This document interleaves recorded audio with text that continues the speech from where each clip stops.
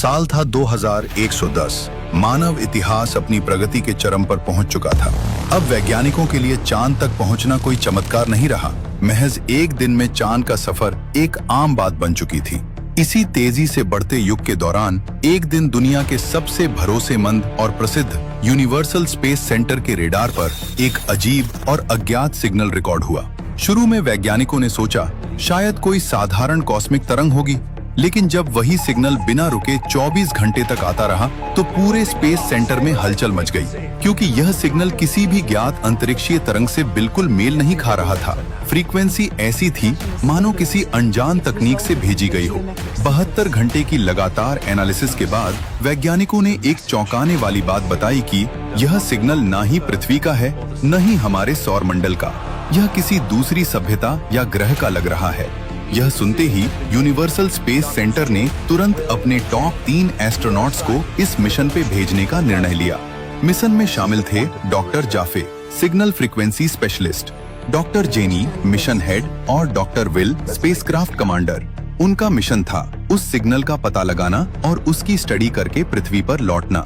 उन्हें बिल्कुल अंदाजा नहीं था कि यह मिशन उन्हें किस भयावह सच्चाई के सामने ले जाएगा, एक ऐसी सच्चाई जो मानव इतिहास को हिलाकर रख देगा। तीनों एस्ट्रोनॉट्स अपने इंटरस्टेलर जहाज से उस मिशन के लिए निकलते हैं। सभी लोगों की नजर उन पर थी। रॉकेट इंजन की गड़गड़ाहट पूरे स्पेस स्टेशन में गूंज रही थी। कुछ ही मिनटों बाद जहाज पृथ्वी के वातावरण से बाहर निकल गया। वे लोग आपस में बातें करते हुए पूरे मिशन को लेकर गहराई से चर्चा कर रहे थे। स्पेस में पहुंचने के बाद डॉक्टर जेनी ने स्क्रीन की ओर देखते हुए कहा, सिग्नल की फ्रीक्वेंसी अब और भी तेज हो रही है। लगता है हम उसी दिशा तेजी से बढ़ रहे हैं। डॉक्टर जेफ ने धीमी आवाज में कहा, कुछ तो गड़बड़ है। इस सिग्नल की फ्रीक्वेंसी असामान्य रूप से ज्यादा स्ट्रॉन्ग है। इतनी इंटेंस क्लियर मैंने अपने पूरे करियर में कभी नहीं देखी। जैसे जैसे वे लोग उस दिशा में आगे बढ़ते गए, सिग्नल की आवाज और तेज और साफ होने लगी। ऐसा लग रहा था जैसे कोई उन्हें अपनी तरफ खींच रहा हो। डॉक्टर विल ने अचानक डर भरी आवाज में कहा, जेफ, मुझे लग रहा है हम स्पेसक्राफ्ट को नहीं चला रहे, बल्कि ये खुद ही अपनी मर्जी से चल रहा है। डॉक्टर जेफ ने जल्दी से कंट्रोल पैनल चेक किया। उसके हाथ डर से हल्के कांप रहे थे। विल, तुम सही हो, मैं कंट्रोल बटन दबा रहा हूँ, लेकिन जहाज बिल्कुल प्रतिक्रिया नहीं दे रहा। डॉक्टर जेनी ने स्क्रीन को ध्यान से देखते हुए कहा, ये पैटर्न देखो, ऐसा लगता है जैसे कोई फोर्स फील्ड हमें इसी दिशा में खींच रहा है। कुछ पल के लिए जहाज के अंदर सन्नाटा छा गया। तीनों एक दूसरे को बस देखते रहे। डॉक्टर विल ने कांपती आवाज में कहा, टीम तैयार रहो, कुछ बड़ा होने वाला है। डॉक्टर जेनी ने तुरंत पृथ्वी पर स्पेस सेंटर को संदेश भेजने की कोशिश की, लेकिन कनेक्टिविटी पूरी तरह से गायब थी, मानो किसी ने जानबूझकर बाहरी संपर्क ब्लॉक कर दिया हो। तभी अचानक जहाज में बज रहा अलर्ट सिग्नल एकदम से बंद हो गया। उनकी स्क्रीन काली पड़ी और बाहर की खिड़की के सामने घना मोटा कोहरा छा गया, इतना कि कुछ भी दिखाई नहीं दे रहा था। इंटरस्टेलर धीरे धीरे उस कोहरे के बीच बढ़ने लगा, मानो किसी अदृश्य शक्ति उसे अपनी ओर खींच रही हो। कुछ ही सेकंड बाद कोहरा धीरे धीरे हटने लगा और जैसे ही दृश्य साफ हुआ, तीनों की सांसें रुक सी गईं। उनके सामने एक विशाल महाद्वीप यानी अंतरिक्ष की गहराइयों में छिपा बैठा हो, जहां पानी, जंगल, पहाड़, सब कुछ हरा भरा, बिल्कुल पृथ्वी जैसा दिख रहा था, लेकिन फिर भी किसी अनजानी ऊर्जा से भरा हुआ। डॉक्टर विल ने कांपती आवाज में कहा, ये ग्रह हमारे डेटा में कहीं भी नहीं है, और बिना किसी कमांड के इंटरस्टेलर स्पेसक्राफ्ट ने खुद ही अपनी दिशा बदली और उस हरे भरे ग्रह पर धीरे धीरे लैंड किया। तीनों एस्ट्रोनॉट्स ने उस ग्रह की सतह पर अपने पहले कदम रखे। जैसे ही उनके जूते जमीन पर पड़े, उन्हें महसूस हुआ कि यहाँ की मिट्टी में हल्की सी नमी थी और आसपास सुनहरी रेत चमक रही थी। पूरा दृश्य इतना मनमोहक था कि कुछ पल के लिए वे तीनों चुपचाप चारों तरफ देखते रह गए। हल्की हवा बह रही थी और दूर तक फैला वातावरण बिल्कुल जीवित सा लग रहा था। डॉक्टर जेनी ने धीमे से कहा, ये जगह सच में किसी अद्भुत दुनिया जैसी लग रही है।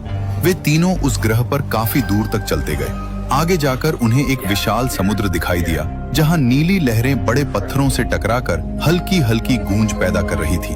उस माहौल में कुछ पल के लिए हल्कापन आया। डॉक्टर जाफे हंसते हुए बोला, विल, हम लोग अगर चाहें तो यहाँ मछली भी पकड़ सकते हैं। विल ने गंभीर आवाज में जवाब दिया, जाफे, हम अभी अभी इस ग्रह पर उतरे हैं, हमें इस जगह को समझना होगा। और सबसे अहम बात, जैसे ही हम लोग यहाँ उतरे हैं, तभी से वो सिग्नल पूरी तरह बंद हो गया है। डॉक्टर जेनी चिंतित नजरों से समुद्र की तरफ देखने लगी। उसके मन में बहुत सवाल थे कि क्या ये ग्रह एलियन सभ्यता का तो नहीं है। डॉक्टर जेनी ने गंभीर आवाज में कहा, हमें टीम वर्क में काम करना होगा। अगर हमें इस ग्रह के बारे में सच जानना है तो जंगल में जाकर रिसर्च करनी पड़ेगी। जेनी ने जंगल की तरफ देखते हुए बोला, हमारा स्पेसक्राफ्ट अभी लोकेशन सिग्नल नहीं भेज रहा। शायद यहाँ की एनर्जी उससे टकरा रही है, जिस वजह से वो काम नहीं कर रहा। इसलिए मैं और जेफ जंगल के अंदर जाकर सैंपल और डेटा इकट्ठा करेंगे। और विल, तुम स्पेसक्राफ्ट के पास ही रहोगे। हमारे पर्सनल लोकेटेड सिस्टम पर नजर रखना। अगर कोई भी अजीब मूवमेंट दिखे तो तुरंत हमें संकेत भेजना। विल ने सिर हिलाया, ठीक है, तुम दोनों सावधान रहना। ये ग्रह जितना सुंदर दिख रहा है उतना ही खतरनाक भी हो सकता है। डॉक्टर जेनी और जेफ ने अपने उपकरण उठाए और गहरे जंगल की ओर बढ़ने लगे। जंगल में काफी अंदर तक चलते हुए डॉक्टर जेनी और जेफ अचानक रुक गए। पेड़ों के बीच से दूर एक अजीब सी चमक दिख रही थी, जैसे कोई मशीन धीरे धीरे ब्लिंक कर रही हो। दोनों धीरे धीरे उसके करीब गए और जैसे ही उनके सामने पूरा दृश्य साफ हुआ, उनकी सांसें रुक सी गईं। उनके सामने एक विशाल स्पेसक्राफ्ट पड़ा था, आधा जमीन में धंसा हुआ और उसके कोनों पर हल्की हल्की नीली लाइट ब्लिंकिंग कर रही थी। ये देखने के बाद जेनी बोली, न जाने कितने दिन से क्रैश हुआ है, फिर भी इसका इंजन बंद नहीं हुआ। जेफ कांपते हुए बोला, जेनी, ये हमारा जहाज नहीं है और न ही पृथ्वी की कोई तकनीक। जेनी बस उसे देखती रह गई। स्पेसक्राफ्ट का डिजाइन इतना हाईटेक था कि वो मानव सभ्यता से कई 100 साल आगे का लग रहा था। उसकी प्लेट पर अजीब चिन्ह बने थे। जेनी ने धीरे से कहा, अगर ये जहाज यहाँ क्रैश हुआ है तो इसका मतलब है कि इस ग्रह पर दूसरे ग्रह के लोगों की भी नजर होगी। दोनों एक पल के लिए बिल्कुल चुप खड़े रहे।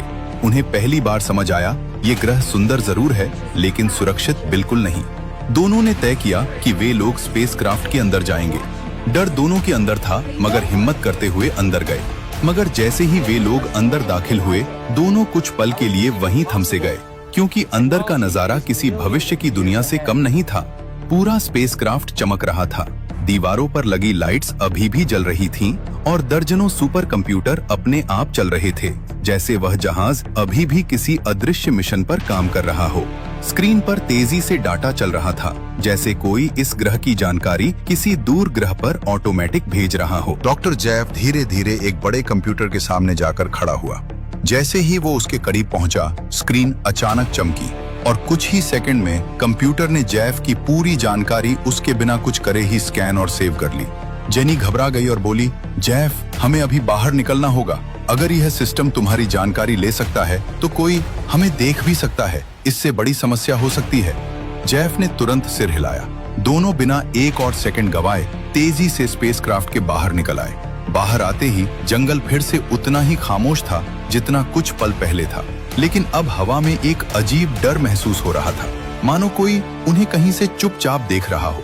स्पेसक्राफ्ट से बाहर निकलते ही जेफ ने धीमे स्वर में कहा, जेनी, क्या यह संभव है कि इस तरह के स्पेसक्राफ्ट को ढूंढने के लिए कोई और भी यहाँ आ सकता है?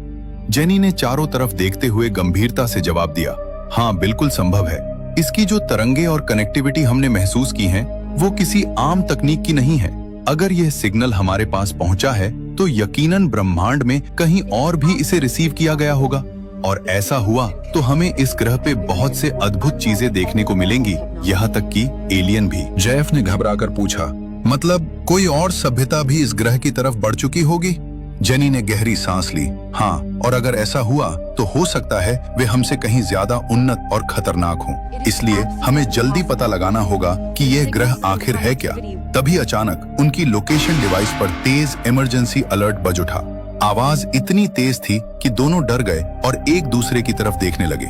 जेनी घबराकर बोली, जेफ, ये विल का ट्रैकर है, कुछ बहुत गड़बड़ है। बिना एक सेकंड गंवाए दोनों जंगल से बाहर की ओर भागने लगे। उनके कदम भारी हो रहे थे, दिल तेजी से धड़क रहा था, क्योंकि उन्हें महसूस हो गया था कि विल किसी बड़े खतरे में है। जैसे ही वे उस जगह पहुंचे जहां स्पेसक्राफ्ट और विल को मौजूद होना चाहिए था, मगर उनके पैरों तले जमीन खिसक गई। वहां न विल था, न ही उनका स्पेसक्राफ्ट। सिर्फ रेत में एक कोने सा दबा हुआ उनका ट्रैकिंग डिवाइस पड़ा था, जो अभी भी ब्लिंक कर रहा था। जेनी की आवाज कांप गई, विल, क्या तुम हमें सुन रहे हो?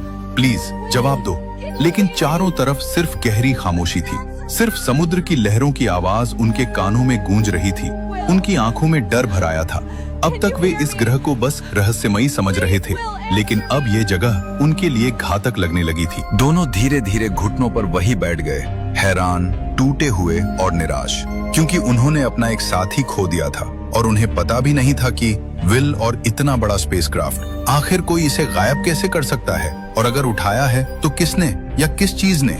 जेनी उदास मन से बोली, अगर विल और पूरा स्पेसक्राफ्ट बिना किसी आवाज के गायब हो सकता है तो इसका मतलब है कि यहाँ कोई बहुत ही अद्भुत शक्ति मौजूद है। जैफ ने चारों ओर देखते हुए धीमे से कहा, जेनी, मुझे लग रहा है वो सिग्नल जिसने हमें यहाँ तक पहुँचाया उसी ने विल को भी यहाँ से गायब किया है, और अब हम दोनों को साथ ही रहना होगा। अब उनके सामने दो सबसे बड़ी समस्याएं खड़ी थी। पहली, वह अब बिल्कुल अकेले थे, क्योंकि न विल का कोई पता था और न ही स्पेसक्राफ्ट का, और दूसरी, उनके पास खाने के लिए कुछ भी नहीं बचा था। लंबा सफर, लगातार रिसर्च और अचानक हुआ हमला, सबने उन्हें थका दिया था, लेकिन थोड़ी सी उम्मीद अभी भी थी। जैफ ने अपने बैग में हाथ डालकर कहा, जेनी, कम से कम हमारे पास लाइटर तो है, अगर रात पड़े तो हम आग जला सकते हैं, कुछ देर के लिए सुरक्षित रहेंगे। जेनी ने धीमी सांस लेते हुए सिर हिलाया, हाँ, अभी हम बस जिंदा रहने का तरीका ढूंढते हैं। दोनों ने आसपास नजर दौड़ाई, सुनहरी रेत, अजीब नीली रोशनी और दूर तक फैली अजनबी खामोशी। ये ग्रह सुंदर था, लेकिन एक ऐसे खतरे से भरा हुआ जिसे वे समझ भी नहीं पा रहे थे। दोनों लंबे समय तक उस सुनहरी रेत पर बैठे रहे। थकान, डर और अनिश्चितता तीनों उनके चेहरे पर साफ दिखाई दे रहे थे। कुछ देर बाद जेनी ने धीमी आवाज में कहा, जैफ, हमें यहाँ बैठकर इंतजार नहीं करना चाहिए। अगर किसी जगह से हमें जवाब मिल सकता है तो वो वही क्रैश हुआ स्पेसक्राफ्ट है। जैफ ने सिर हिलाया, हाँ, शायद वहाँ हमें विल के गायब होने का भी कोई सुराग मिले। दोनों धीरे धीरे उठे। उनके कदम भारी थे, लेकिन अब उनके पास एक ही रास्ता था, फिर से उस रहस्यमयी स्पेसक्राफ्ट तक लौटना। जंगल की ओर वापस बढ़ते हुए हवा और भी शांत हो गई थी। जेनी ने पीछे मुड़कर समुद्र की ओर देखा और बोली, जो भी यहाँ हो रहा है ये सब किसी संयोग का हिस्सा नहीं है। और धीरे धीरे दोनों फिर से उसी दिशा में बढ़ने लगे। फिर से उस स्पेसक्राफ्ट के अंदर गए तो वे इस बार और ज्यादा ध्यान से चारों तरफ देखने लगे। अचानक उन्हें स्क्रीन पर चल रहा एक सिस्टम दिखाई दिया जो किसी अजीब और अनजानी भाषा में ट्रांसमिशन कर रहा था। स्क्रीन पर चिन्ह और घुमावदार संकेत थे जो पृथ्वी की किसी भी भाषा जैसे नहीं लग रहे थे। ऐसा प्रतीत हो रहा था मानो वो तरंगे डिकोड होकर किसी और दिशा में भेजी जा रही हों। जेफ ने आश्चर्य से कहा, जेनी, सिस्टम अभी भी सक्रिय है। जेनी ने गहरी सांस लेते हुए जवाब दिया, इसका मतलब है कोई इस ग्रह से बाहर भी संचार कर रहा है। दोनों कुछ पल तक स्क्रीन को देखते रहे और तभी उस ट्रांसमिशन में 3 चमकते हुए प्रतीक दिखाई दिए, जिनमें से एक धीरे धीरे मिटता जा रहा था। जेनी ने कांपते हुए कहा, जेफ, ये 3 प्रतीक क्या हम तीनों का प्रतिरूप कर रहे थे? अब उनके दिल में एक नया और बड़ा डर उतरने लगा था। अगर एक प्रतीक मिट चुका है तो क्या विल अब इस दुनिया में नहीं है? जेनी ने धीरे से पैनल के बटनों को छुआ। उसी पल उनके सामने लगा हुआ बड़ा डिस्प्ले चमकने लगा और स्क्रीन पर किसी दूसरे ग्रह का दृश्य उभर आया। वहां लोग दिख रहे थे, चलते हुए, बात करते हुए, जीवन जीते हुए, मानो वो दुनिया पूरी तरह बस चुकी हो। ये देखकर जेनी की सांसें तेज हो गईं। जैफ, इसका मतलब ये सिस्टम किसी और ग्रह से जुड़ा हुआ है। जैफ कुछ पल तक स्क्रीन को देखता रहा, लेकिन अगले ही पल वो चिल्लाकर बोला, जेनी, वो देखो, वहां विल दिख रहा है। स्क्रीन पर सचमुच विल दिखाई दे रहा था, जैसे वो किसी और ही रहस्यमय ग्रह पर जा पहुंचा हो। दोनों के दिल में एक साथ खुशी और चिंता दौड़ गई। खुशी इस बात की कि विल जिंदा था और चिंता इस बात की कि वो इतनी दूर कैसे पहुंच गया। जेनी धीरे से बोली, अगर विल वहां है तो हमें पता लगाना होगा कि वो वहां कैसे गया और क्या हम लोग भी जा सकते हैं। दोनों हैरान परेशान उस स्पेसक्राफ्ट में बैठे रहे और अब उनके सामने एक नया रहस्य खड़ा था। दोस्तों, अब सबसे बड़ा सवाल यही है कि क्या जेनी और जैफ अपने साथी विल को वापस ला पाएंगे, या फिर वे दोनों भी उसी रहस्यमयी ग्रह पर पहुंच जाएंगे जहां विल इस समय फंसा हुआ है। क्या ये तीनों फिर कभी मिल पाएंगे या हमेशा के लिए इस अनजान रहस्यमयी ग्रह पर फंसे रह जाएंगे? ये राज अभी भी बाकी है और असली कहानी तो अब शुरू होने वाली है। आगे की कहानी जानने के लिए आपको देखना होगा पार्ट 2। अगर आप चाहते हैं कि हम इसका अगला पार्ट जल्दी लेकर आए तो कमेंट बॉक्स में लिखिए पार्ट 2।